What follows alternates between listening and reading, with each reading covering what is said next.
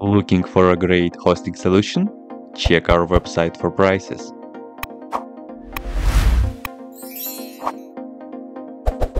First, what you need to do is to update the server packages. You can do this by the following command.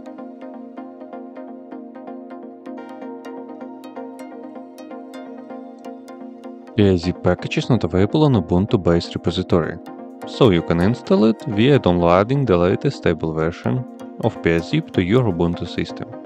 Use the following command. Then install PeaZip by running the next command.